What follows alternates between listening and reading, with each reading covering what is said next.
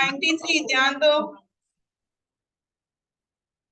अपन को कहा है 93 में find the weighted harmonic mean for the first N natural number. अच्छा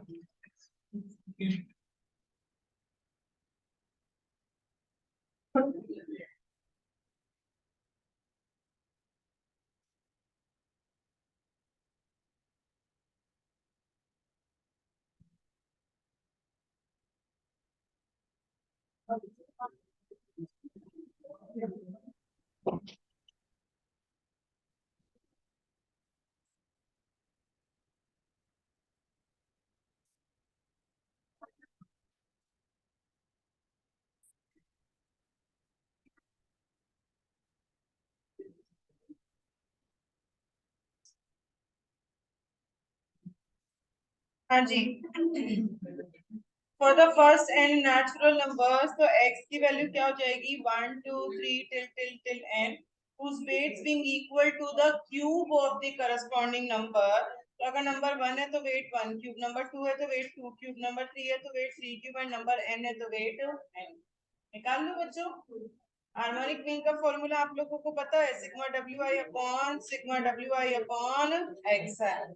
ऊपर तो हो जाएगा 1 cube plus 2 cube plus 3 cube और नीचे हो जाएगा डब्ल्यू आई अपॉन एक्स आई। जब बेस सेम होता है और तो पावर्स क्या हो जाती है सब्ट्रैक्ट हो जाती हैं। तो नीचे हो जाएगा 1 square plus 2 square plus 3 square plus 4 square and so on. तो ऊपर तो cube of n natural numbers का फॉर्मूला लग जाएगा और नीचे square of n natural numbers का फॉर्मूला लग जाएगा। सॉल्व करो, आंसर आ जाएगा। कर लोगे? चलो यहाँ तक का क्लियर है बच्चों आप लोगों को। अपन सेंट्रल टेंडेंसी कंप्लीट कर चुके हैं।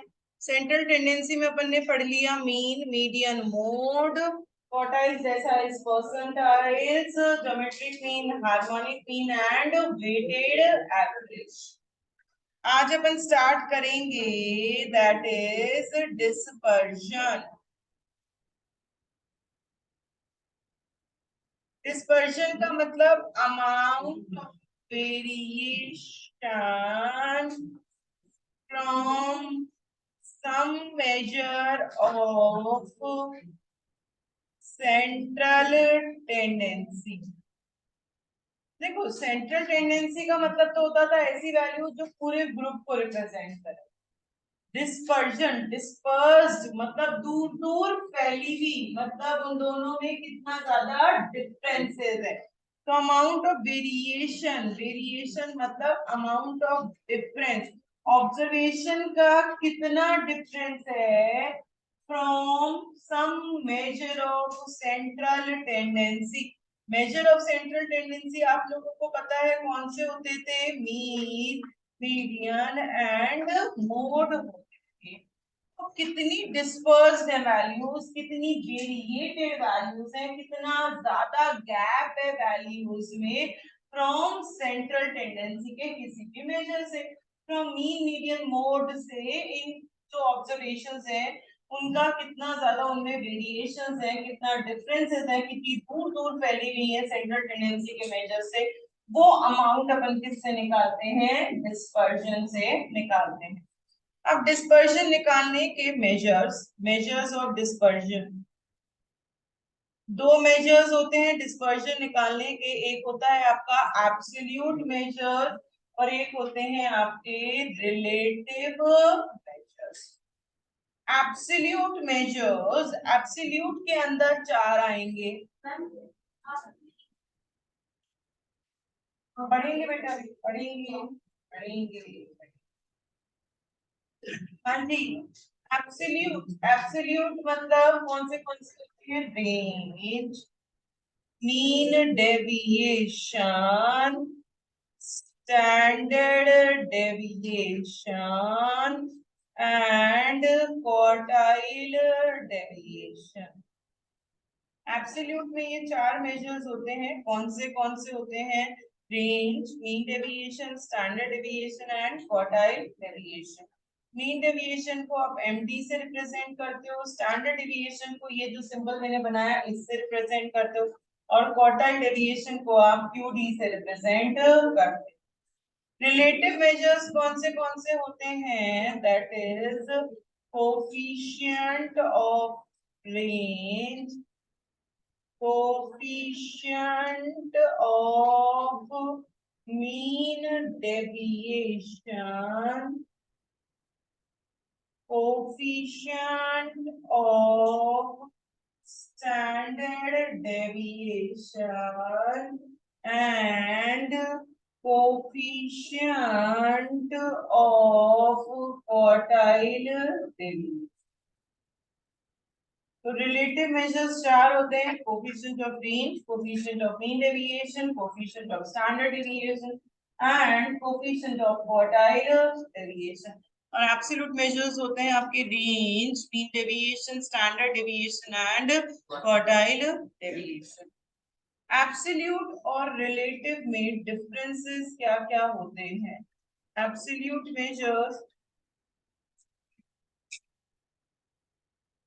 एंड रिलेटिव मेजर्स में डिफरेंसेस क्या-क्या होते हैं?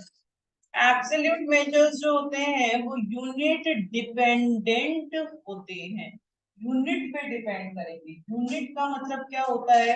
Rupees, kilogram, litre, metre. तो जितने भी आप एब्सोल्यूट मेजर्स निकालोगे उनमें आप ये सब लिखोगे, rupees, kilogram, litre, metre etcetera. जबकि जो रिलेटिव मेजर्स होते हैं वो यूनिट इंडिपेंडेंट होते हैं, वो यूनिट फ्री होते हैं। यहाँ rupees, kilogram, litre, metre consider नहीं किया जाता। Absolute measures simple to compute होते हैं, निकालना आसान है, जबकि रिलेटिव मेजर्स थोड़े से निकालने मुश्किल होते हैं as compare to absolute. Relative are more complex to compute. Then अगर मुझे दो चीजों के अंदर कंपैरिजन करना हो तो रिलेटिव मेजर्स काम में लिए जाते हैं, एब्सोल्यूट मेजर्स कंपैरिजन के लिए काम में नहीं लिए। तो ये तीन डिफरेंसेस होते हैं absolute measures and relative measures में। एब्सोल्यूट मेजर्स को यूनिट पे डिपेंड करेंगे, मतलब rupees, kilogram, litre, metre consider किया जाएगा, जबकि रिलेटिव मेजर्स यूनिटरी मेजर्स होते हैं, वहां कोई rupees, kilogram, litre, metre consider नहीं किया जाएगा। एब्सोल्यूट मेजर्स को निकालना आसान, रिलेटिव को निकालना थोड़ा सा मुश्किल। कंपैरिजन करना हो तो रिलेटिव काम में लिए जाते हैं, जबकि एब्सोल्यूट काम में नहीं लिए जाते कंपैरिजन करने के लिए। कौन से मेजर्स होते हैं अपन पढ़ना शुरू करते हैं। सबसे पहले अपन पढ़ेंगे रेंज। सबसे पहले अपन पढ़ेंगे रेंज का मतलब क्या होता है? Largest minus smallest in case of individual series. Individual series कौन सी होती है बच्चों? जहां सिर्फ और सिर्फ xi गिवन होता है, तो वहां रेंज निकालने का फॉर्मूला सबसे बड़े में से सबसे छोटा नंबर माइनस कर। कैसे निकालते हैं? फॉर एग्जाम्पल आपको वैल्यूज दे दी 5, 10, 15, 23, 25, 27 एंड 16 ऐसा कुछ दे दिया। तो अगर मुझे इसका रेंज निकालने को बोला गया तो सबसे बड़ा नंबर कौन सा है? 27। सबसे छोटा नंबर कौन सा है? 3। तो रेंज क्या हो गया आपका? 24।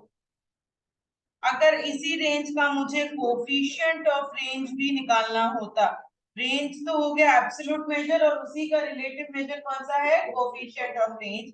तो कोफिशिएंट ऑफ रेंज निकालने का फॉर्मूला होता है लार्जेस्ट माइनस स्मॉलेस्ट अपॉन में लार्जेस्ट प्लस स्मॉलेस्ट इनटू 100, मतलब 27 minus 3 upon 27 plus 3 into 100। Solve करके बताओ बच्चों मुझे कितना आएगा? Coefficient of range 80। Coefficient of range कितना आ गया? 80। आ गया समझ में? इन केस ऑफ, अरे नाम भी बेटा फॉर्मूले का नाम है, रिलेटिव मेजर्स के नाम है। तो बच्चे फॉर्मूला इंडिविजुअल सीरीज में रेंज निकालने का फॉर्मूला क्या होता है? Largest minus smallest. और कोफिशिएंट ऑफ रेंज निकालने का फॉर्मूला क्या होता है? Largest minus smallest upon largest plus smallest into 100। ये जो इनटू 100 में करवा रही हूँ इट इज ऑप्शनल। ऑप्शनल मतलब क्या है? हम 99% आंसर हमारा इंटू 100 से आएगा। एग्जाम में जब भी कोफिशिएंट ऑफ रेंज का क्वेश्चन आएगा, वहां के आंसर्स देखकर आप डिसाइड करोगे कि वो इंटू 100 हो रहा है या नहीं हो रहा।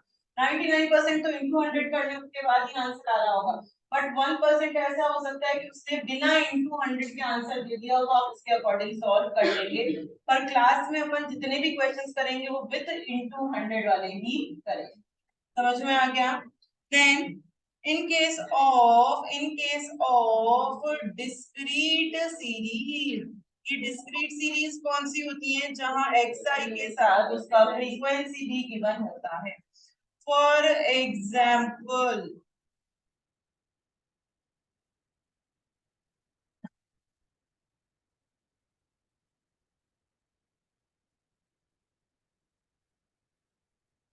ये दे रखा है x, ये दे रखा है f।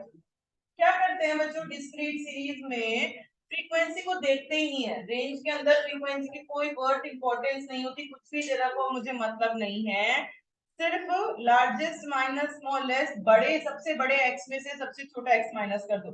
सबसे बड़ा x कौन सा है? 20, और सबसे छोटा x कौन सा है? 5। तो रेंज कितना हो गया आपका? 15।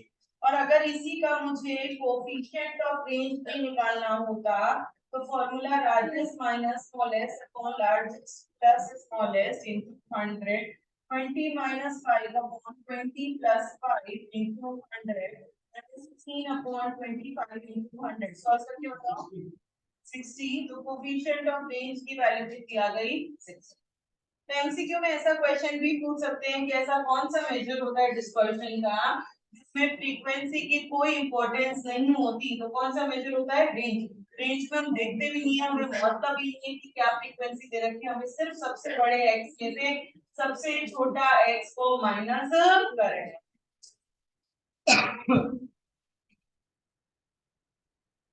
सेम कहानी इसमें विद इन इंटू 100 जो है वो ऑप्शनल है। एग्जाम में क्वेश्चन देखकर डिसाइड करोगे कि विद इंटू 100 करना है या विदाउट इंटू 100 करना है।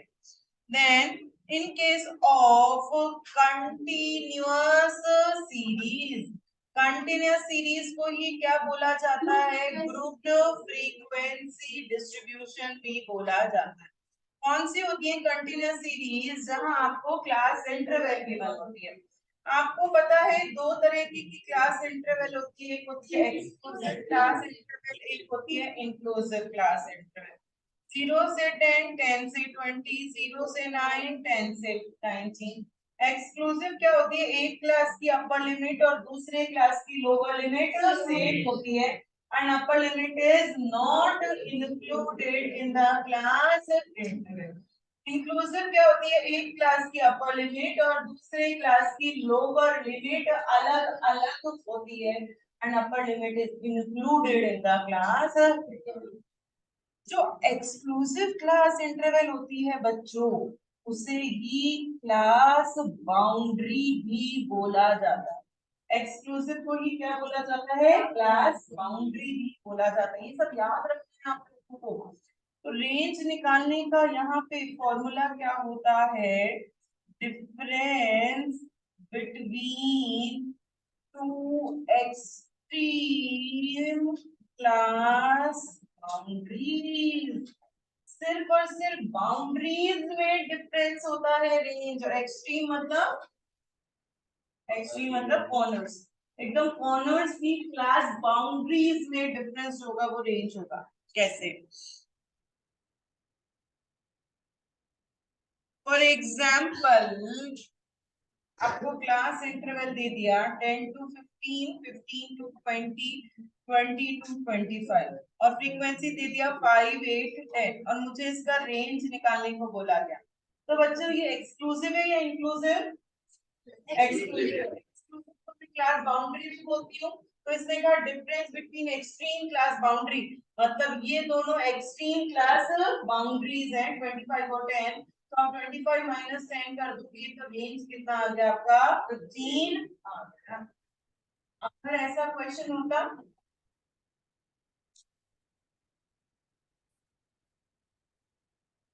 यहाँ भी फ्रीक्वेंसी को हम देख भी नहीं रहे, पर को मतलब भी नहीं है उसने क्या फ्रीक्वेंसी दी है। अब ये इंक्लूसिव है एक्सक्लूसिव? इंक्लूसिव। तो मुझे उसको किसमें कन्वर्ट बाउंड्री या एक्सक्लूसिव में कन्वर्ट करना पड़ेगा। कैसे करते हो? अपर लिमिट में प्लस करते हो 0.5 और लोअर लिमिट में माइनस करते हो 0.5। लोअर लिमिट यहाँ पे कौन सी है बच्चों? 10। तो 10 में से माइनस कर दो 0.5, दैट इज 9.5। अपर लिमिट क्या है? 39, इसमें प्लस कर दो 0.5, तो अपर लिमिट कितना हो गया? 9.5। रेंज क्या हो जाएगा? Difference between extreme class boundaries. तो रेंज की वैल्यू कितनी हो गई आपकी?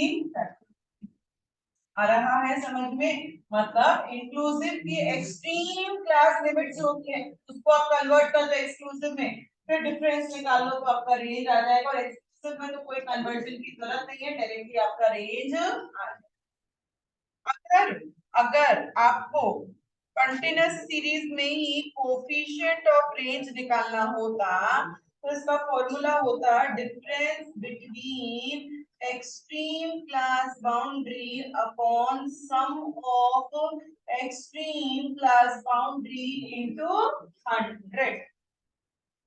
तो अगर मुझे यहाँ कोफिशिएंट निकालना होता इस वाले में, तो फॉर्मूला हो जाता है 25 माइनस 10 अपॉन 25 प्लस 10 इंटू 100। और अगर मुझे यहाँ कोफिशिएंट निकालना होता जो इंक्लूसिव दे रखा है, तो इसका फॉर्मूला हो जाता 39 minus 9.5 upon 39.5 plus 9.5 into 100। Difference between extreme class boundaries upon sum of extreme class boundaries into 100। तो इसका कोफिशिएंट कितना आता है बच्चों? हाँ 42.8। और इसका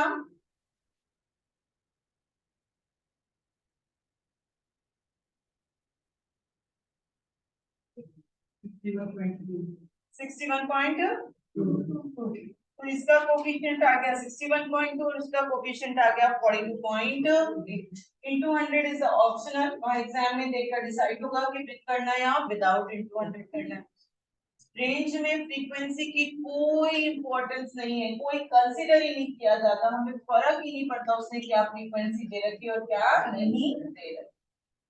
कंटीन्यूअस सीरीज में सिर्फ और सिर्फ एक्सट्रीम क्लास बाउंड्रीज या एक्सक्लूसिव क्लास इंटरवल की जो एक्सट्रीम वैल्यूज हैं उनमें जो डिफरेंस होता है उसे रेंज कहते थे।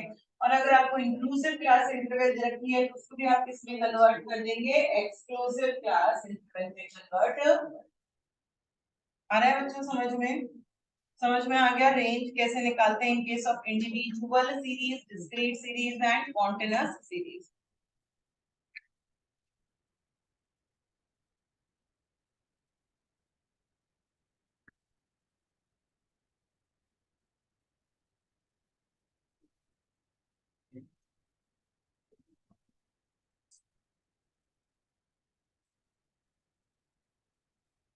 चलो हम पढ़ेंगे प्रॉपर्टीज ऑफ रेंज। अच्छे से सीखनी है क्योंकि same properties mean deviation, standard deviation, quartile हर जगह सेम चलेगी। सबसे पहली प्रॉपर्टी, अगर सारी वैल्यूज कांस्टेंट तो रेंज क्या हो जाता है? जीरो हो जाता है। अगर आपको का रेंज निकालने को बोला जाए तो इसका रेंज कितना हो जाएगा? जीरो होता है। तो क्योंकि 2 माइनस 2 कितना होता है? जीरो। अगर सारी वैल्यूज कांस्टेंट सेम तो रेंज क्या हो जाएगा? जीरो।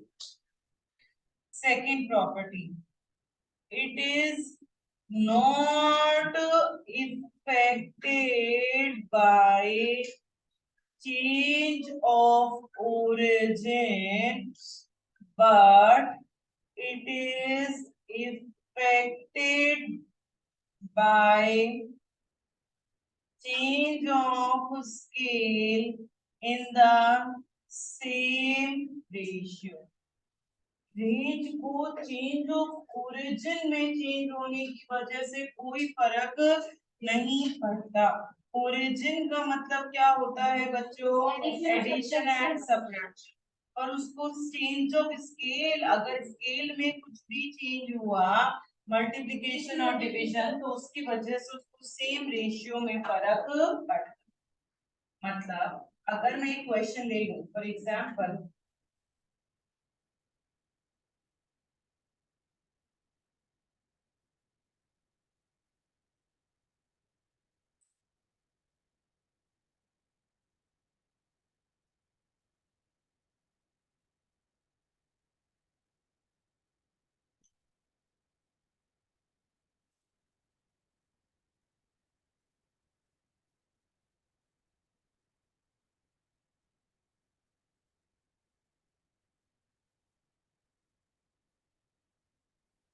अच्छा ध्यान दो,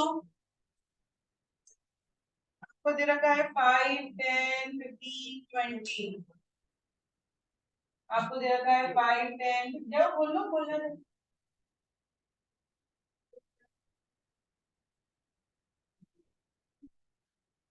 एसी चल ही नहीं रहा बेटा, अब गर्म हो रही है। यहाँ तो पंखी की समझ गई। चलो हाँ जी, आपको दे रखा है 5 10 15 15 20 माइनस 5 15। मैं 5 में ऐसा क्या करूं कि 6 आ जाए, 10 में ऐसा क्या करूं कि 11 आ जाए। +1 is the change of origin and range is not affected by change of origin. इसका रेंज भी कितना होगा, जो पुराना रेंज दे रखा था दैट इज 50। मैं 5 में ऐसा क्या करूं कि 3 आ जाए, 10 में ऐसा क्या करूं कि 8 आ जाए, -2, -2 is the change of origin and range is not affected by change of origin. इस सीरीज का रेंज कितना होगा, जिसका ओरिजिनल रेंज दे रखा था दैट इज 50। 5 में ऐसा क्या करूं कि 10 आ जाए, 10 में ऐसा क्या करूं कि 20 आ जाए। Into 2 is change of scale and range is affected by change of scale in the same ratio. तो इसका रेंज कितना होगा, ओरिजिनल रेंज इंटू 2 कर दोगे तो नई सीरीज का रेंज कितना हो गया। 5 में ऐसा क्या करूं कि 1 आ जाए, डिवाइड बाय 5। 10 में ऐसा क्या करूं कि 2 आ जाए, divide by 5। Divide by 5 is change of scale and range को चेंज ऑफ स्केल में से सेम रेशियो में फर्क पड़ता है। नया रेंज कितना होगा, जो पुराना रेंज दे रखा था उसको भी डिवाइड बाय 5 कर दो, नया रेंज कितना हो गया था 3। समझ में आ रहा है। चेंज ऑफ ओरिजिन मतलब एडिशन एंड सब्ट्रैक्शन, जितना कांस्टेंट आप ऐड या सब्ट्रैक्ट करेंगे हर एक ऑब्जर्वेशन में रेंज को, उसकी वजह से कोई फर्क नहीं पड़ता। चेंज ऑफ स्केल मतलब मल्टीप्लिकेशन एंड डिवीजन, अगर आप कोई भी कांस्टेंट मल्टीप्लाई या डिवाइड करते हैं हर एक ऑब्जर्वेशन में, तो रेंज में भी अपन को उतना ही कांस्टेंट मल्टीप्लाई या डिवाइड करना पड़ेगा। 5 में ऐसा क्या करूं कि 12 आ जाए, इंटू 2 प्लस 2। 10 में से क्या करूं कि 22 आ जाए, इंटू 2 प्लस 2 तो चेंज ऑफ ओरिजिन है, उसका फर्क तो पड़ेगा नहीं, पर इंटू 2 क्या है, चेंज ऑफ स्केल, उसका फर्क रेंज को पड़ेगा। नई सीरीज का रेंज कितना हो जाएगा, सिर्फ 15 इंटू 2 दैट इज 30। +2 यहाँ पे नहीं करोगे क्योंकि +2 क्या होता है, change of origin and range is not affected by change of. आ रहा है बच्चों समझ में। Range is not affected by change of origin, but it is affected by change of scale in the same ratio. Range को addition subtraction का कोई फर्क नहीं पड़ता, पर मल्टीप्लिकेशन एंड डिवीजन का उसको सेम रेशियो में फर्क। क्लियर? देन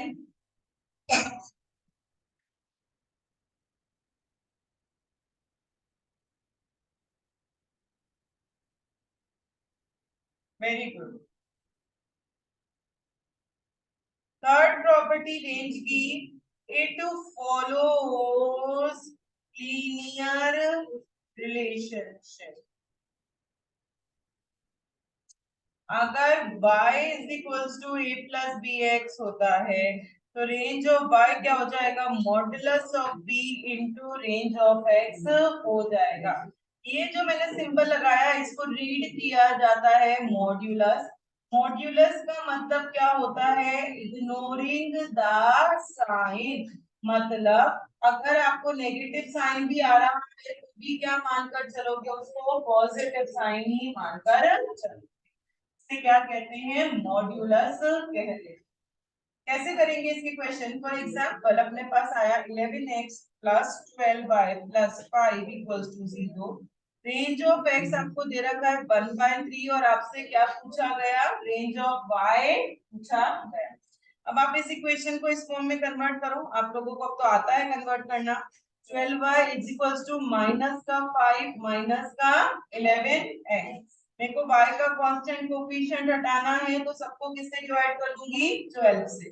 इससे ये कैंसिल हो गया तो y इक्वल्स टू माइनस का 5/12 माइनस का 11/12 ऑफ x। जब ऐसा होता है तो रेंज ऑफ y क्या हो जाता है, modulus of b into range of x। तो रेंज ऑफ y b क्या होता है, जो x का कोफिशिएंट होता है उसे b कहते हैं। इसकी नेगेटिव वैल्यू भी है तो इसको प्लस में मानना है। तो यहाँ x का कोफिशिएंट मेरे पास कितना है, 11/12। ये नेगेटिव में था, मैंने इसको पॉजिटिव में ले लिया। इनटू रेंज ऑफ x आपको क्वेश्चन में कितना गिवन है, 1/3 पुट कर दिया। ये हो गया 11/36। सॉल्व करके बताओ रेंज ऑफ y की वैल्यू कितनी आई,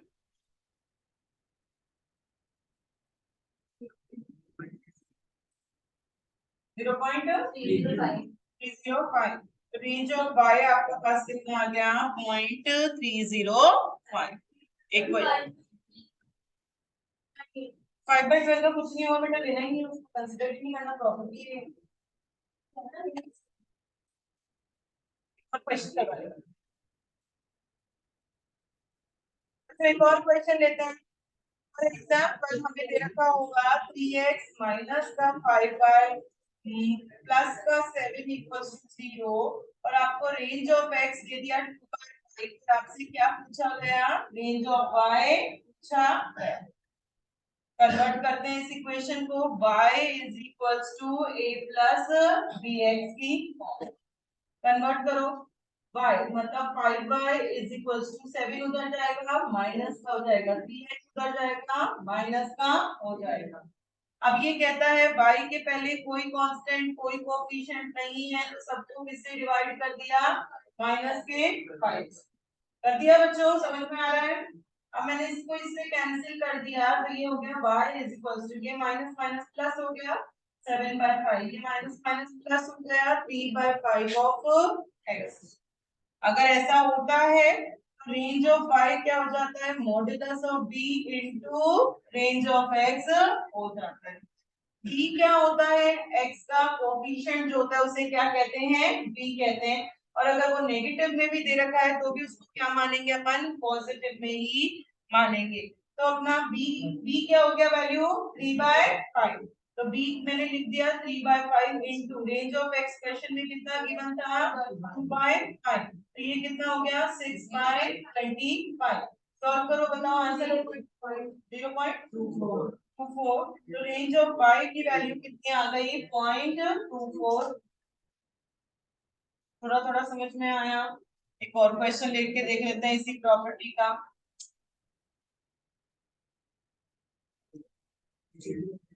फॉर एग्जाम्पल आपको क्वेश्चन दे दिया लाइक 7x प्लस का 8y माइनस का 10 इज इक्वल्स टू 0 और इस पर मुझे रेंज ऑफ y दे दिया 3/7। फिर से क्या पूछ लिया गया, रेंज ऑफ x पूछ लिया गया। तरीका सेम है, इस इक्वेशन को कन्वर्ट करो। कन्वर्ट करो बच्चों, 8y is equals to 10 minus का 7x। कन्वर्जन आता है, हमने बहुत सारा सीख लिया ये कन्वर्जन। y का कांस्टेंट कोएफिशिएंट हटाना है तो किससे डिवाइड कर दिया, 8 से। इससे ये कैंसिल हो गया तो y is equals to 10/8 minus का 7/8 ऑफ x। जब ऐसा होता है तो रेंज ऑफ y क्या हो जाता है, modulus of b into range of x हो जाएगा। आपको रेंज ऑफ y की वैल्यू क्वेश्चन में गिवन है 3/7। b आपके पास आ गया 7/8। रेंज ऑफ x मुझे पता नहीं, रेंज ऑफ x कैसे निकलेगा, ये क्रॉस मल्टीप्लाई हो जाएगा, 8 ऊपर मल्टीप्लाई और 7 नीचे मल्टीप्लाई। तो 3 into 8 divided by 7 into 7 solve करो और मुझे बताओ रेंज ऑफ x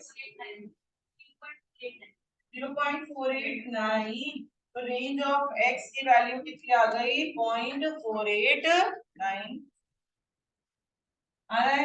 कुछ नहीं किया, लास्ट वाले में अपन ने क्रॉस मल्टीप्लाई कर दिया उसमें, क्योंकि उसमें वैसे वैल्यू निकलेगी।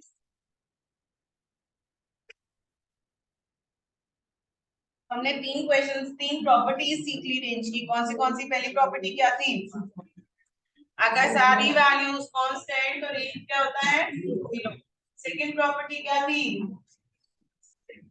It is not affected by change of origin, but it is affected by change of scale in the same ratio. Range को एडिशन सब्ट्रैक्शन में चेंज होने की वजह से कोई फर्क नहीं पड़ता, जबकि मल्टीप्लिकेशन एंड डिवीजन में चेंज होने की वजह से रेंज को सेम रेशियो में फर्क पड़ता है। थर्ड प्रॉपर्टी क्या सीखी हमने? It follows linear relationship. अगर y is equals to a plus bx होता है तो रेंज ऑफ y क्या हो जाएगा? Modulus of t range of x हो जाएगा। मॉड्यूलस का मतलब क्या होता है? Ignoring the sign. नेगेटिव को भी क्या बना दो? पॉजिटिव। क्लियर है? क्वेश्चंस करें।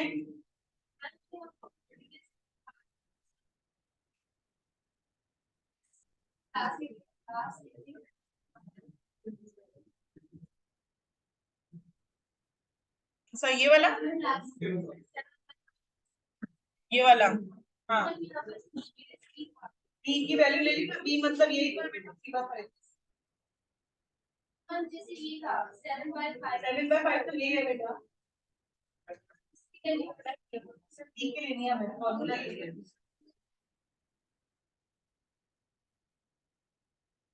पूछ रहे हो। 7/5 कैसे हुआ बच्चे? 7/5 ही नहीं, इसके अंदर में आई कौन सी है? 3/5।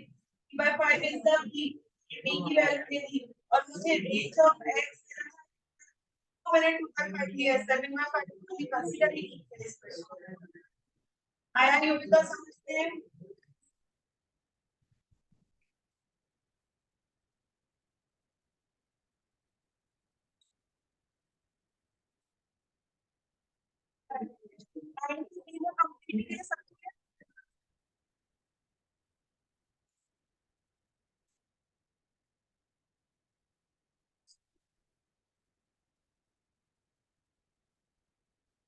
94 से 107 तक क्वेश्चंस करने हैं। 94 to 107 सॉल्व करना स्टार्ट कर दीजिए। 94 to 107।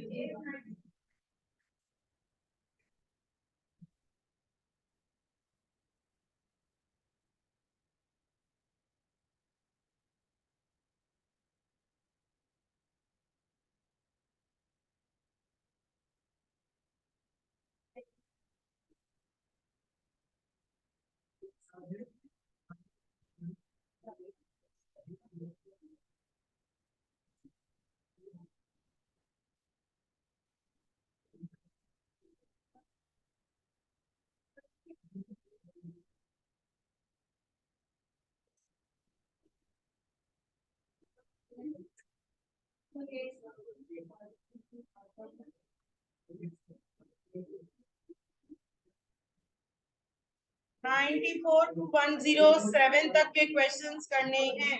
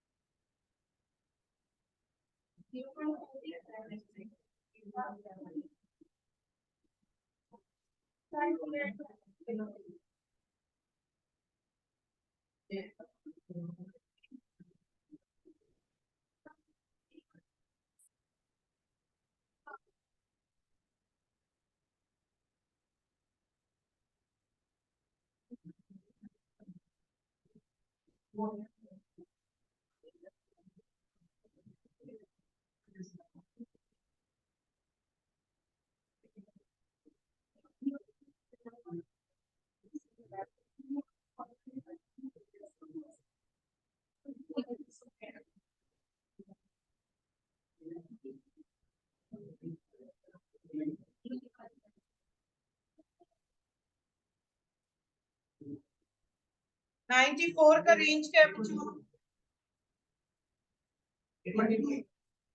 कोफिशिएंट 80, 95 का रेंज 59, कोफिशिएंट 83.09, 96 का रेंज कोफिशिएंट 97 का रेंज कोफिशिएंट 898 का रेंज कोफिशिएंट 30,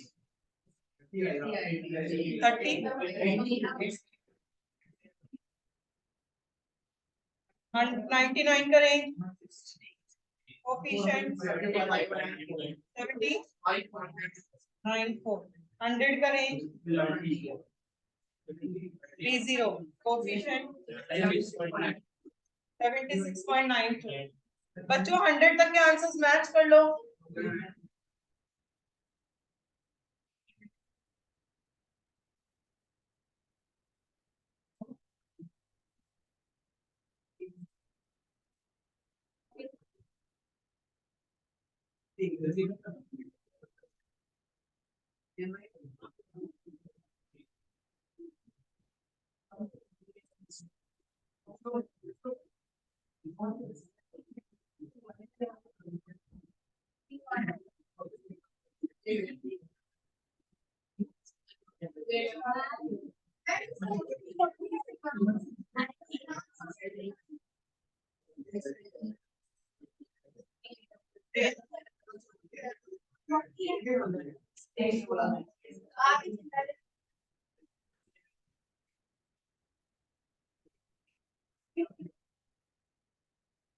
हंड्रेड तक के आंसर मैच कर लो।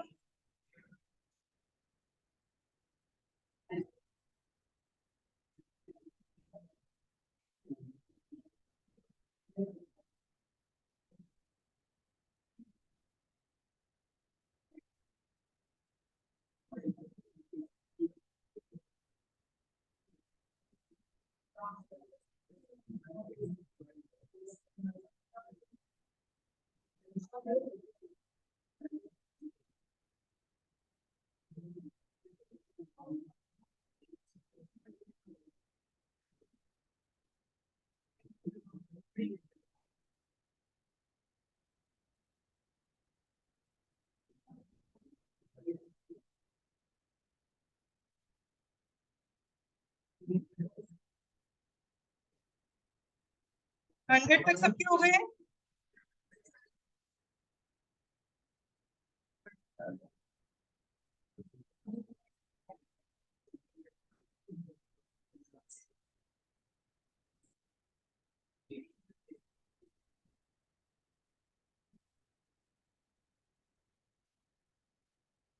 101 का क्या आंसर बच्चों?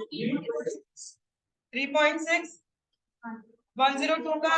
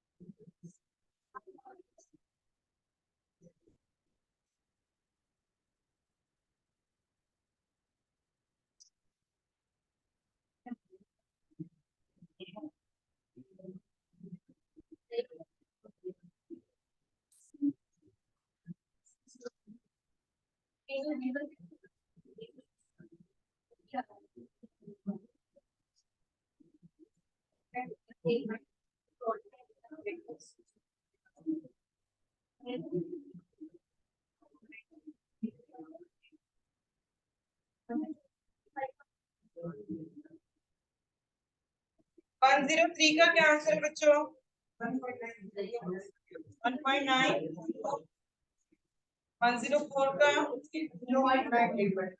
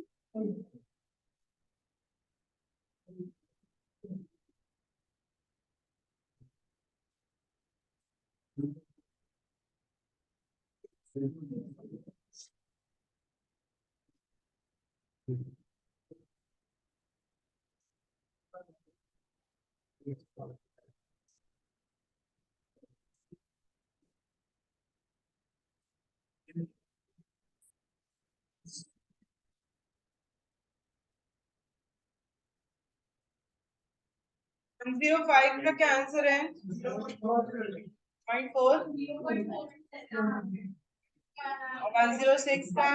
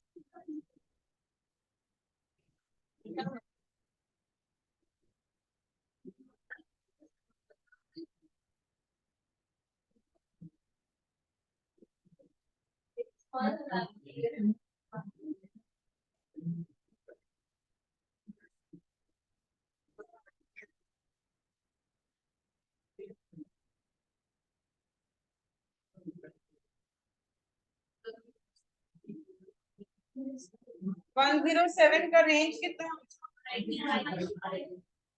कोफिशिएंट फर्स्ट पार्ट का आंसर, रीजन सेकंड पार्ट का आंसर, रीजन थर्ड पार्ट का आंसर, रीजन फोर्थ पार्ट का आंसर,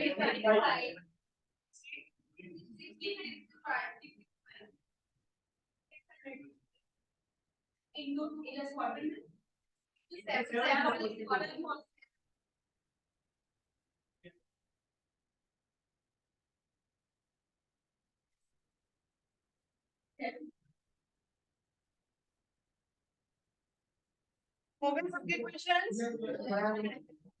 चलो, इतना ही पढ़िए, अभी 10:30 बजे आपकी बीसीके की क्लास है, ठीक है?